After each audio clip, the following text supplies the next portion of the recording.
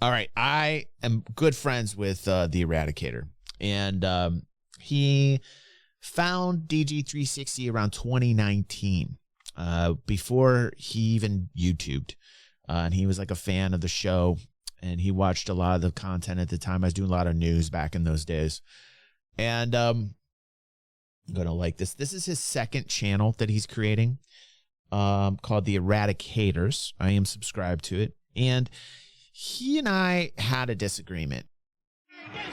What's up, Acid? How you doing, buddy? Whatever else you kids are doing on social media. What is wrong with Thank you. Welcome to the fam. It's nice to have you here.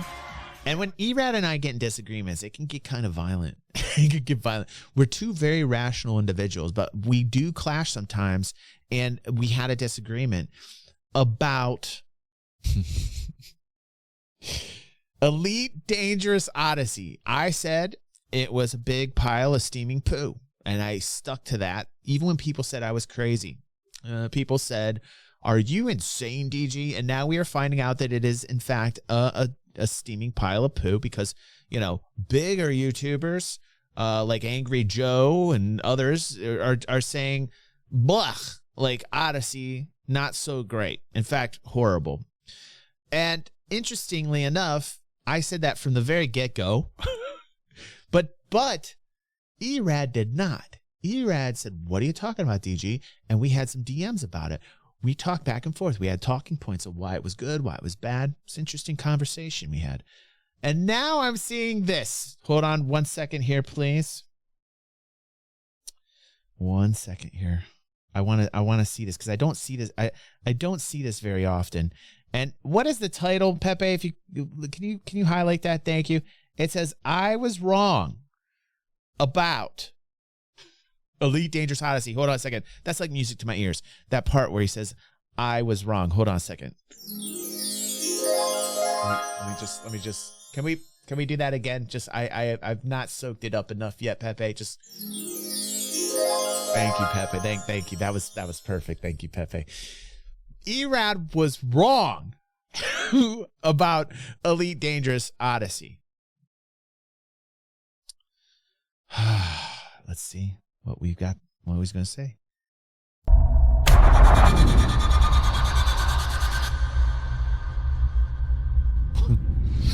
I wonder if he talks about our conversations. I hope he talks about the conversations we've had. He probably will not. He probably will not. I was wrong, guys. A year ago, Frontier Development released Elite Dangerous Odyssey, the very long-anticipated expansion pack for one of the 10 leading games in the space simulation genre. Please. An expansion that delivered... The slow motion part that we need is coming up where he said I was wrong. Can we slow-mo it? Slow-mo. Thank you. Okay, can we slow it down? I was wrong, guys. No, I need to hear that again. I need to hear that again in slow motion. Thank you, please. Thank you. Slow-mo time.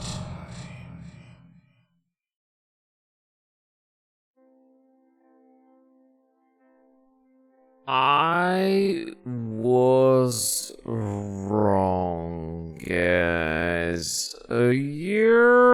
Thank you. That was our slow-mo section of DG in the morning. Thank you very much for that, Pepe.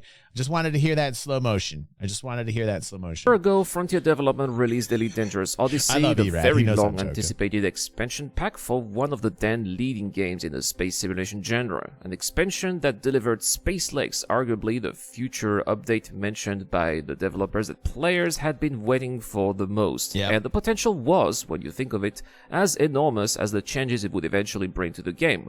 At least, this is what I thought. Yep. You see, I have been an Elite Dangerous player since the very beginning. Same. In 2014, or maybe I should say I was, because it's been a while since I last logged in, and quite frankly, I don't feel like logging back ever again at this point, unless we see some major changes that of course would have to be for the better. And for a while, despite being an original Star Citizen backer from 2012, I did regard Elite Dangerous as the premier game when it came to space simulation. After all, it offered, and I believe still offers, the best flight mechanics there is out there on the market. It has an interesting ongoing storyline with believable factions, and its entire Milky Way is the entire Milky Way is Right, being Red put Bear? at the disposal of players out there. It's quite a feature, and it appeals to the space enthusiast that I am.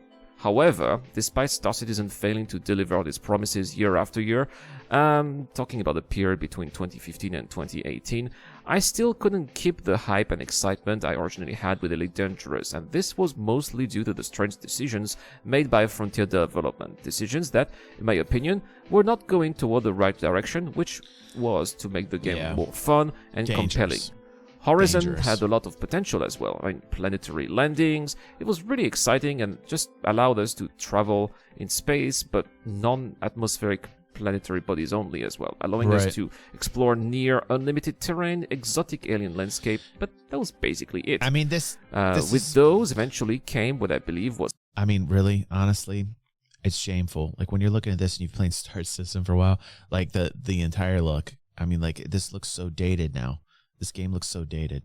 Frontier's biggest mistake. Engineers, which allow players to upgrade their ship, which sounds cool. The issue is that the grind requires to access the top modification require a tremendous amount of game time, giving those with enough free time a significant edge over those with limited time, and therefore, what made the difference in a PvP encounter was no longer skill and talent like in Star Citizen, but how long you've played in order to be allowed to unlock the best upgrades from the best engineers. I personally had a problem with that, and I know that another content creator, DG360, formerly known as The Games, also had a problem with that, which is what eventually... Oh, he's hold on, he's talking about me now. Hold on, hold on. I really have to pay attention because I'm an egomaniac. He's now talking about me. Hold on a second. Let's see. Like in Star Citizen, but how long you've played in order to be allowed to unlock the best upgrades from the best engineers. I personally had a problem with that, and I know that another content creator, DG360, formerly known as The Games, also had a problem with that, which is what eventually led him to quit Elite Dangerous and migrate to Star Citizen many years ago already. By the way, DG made fun of me when I praised Odyssey after its release, and quite frankly, now that I think of it, I deserved it, and I'm going to tell you why. Big man. You see, from my point of view, Elite Dangerous has been going on a long downward spiral ever since the release of the Engineers, and that long spiral downward was further embodied by all that focus on the Thargoids, which, in my opinion, combined altogether everything I didn't like in the direction they were taking. It had the required timesync of the Engineers with very little additional gameplay content. No new mission type, very few new ships, no new ground vehicles. The overall impression I've had was that the patches Elite Dangerous were getting were either plagued by laziness, plagued by a lack of manpower resources, which could have been the reason behind the lack of content, or Frontier was focusing on something bigger, the much anticipated space legs, or the atmospheric landings that were promised all these years ago during the Kickstarter's campaign, when David Brabham eventually talked about the possibilities of the game. This is what kept me playing. This hope that just like we were going to get better days with Star Citizen, we would be getting better days with Elite Dangerous as well. After all, there were these rumors that went on year after year that Frontier was indeed working on something big and perhaps the ability to walk around ships. Clinging on this hope is what kept me in the game. That is why when Elite Dangerous Odyssey was finally revealed with a very nice teaser and a bunch of trailers, I couldn't be more hyped. I returned to the game and played every day once more, engaging in trading, transport missions, and even exploration, something I normally never do in a space game. It's a good one. Look at that to do. That was a good one. Good job, man.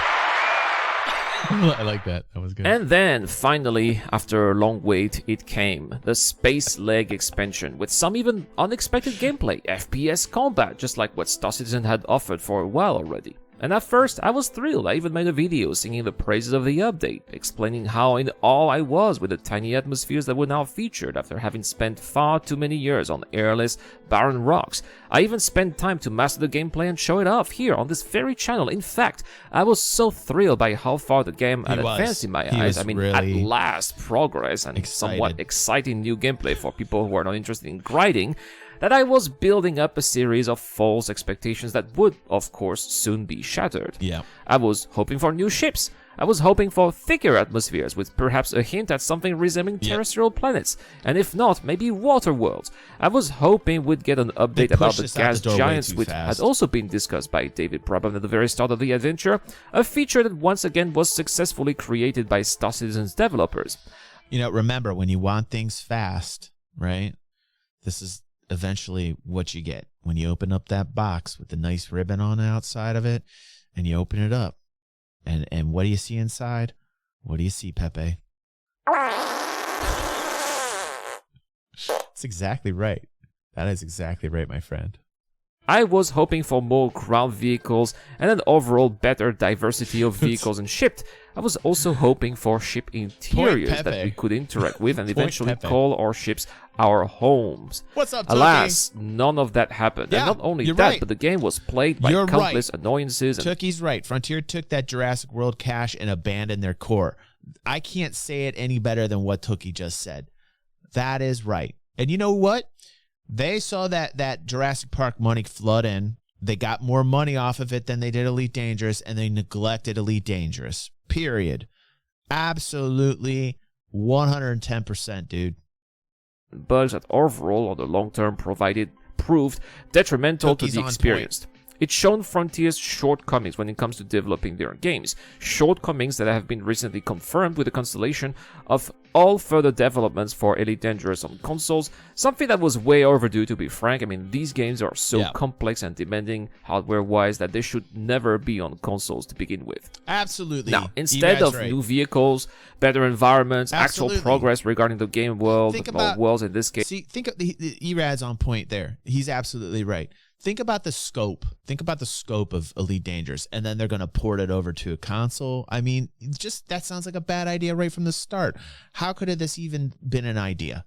How could have this been endorsed and been okay? Because they got greedy. I say this over and over again. I can't rant about it enough. They got greedy. The greed destroyed it. The greed destroyed it. And now they're trying to piece it back together.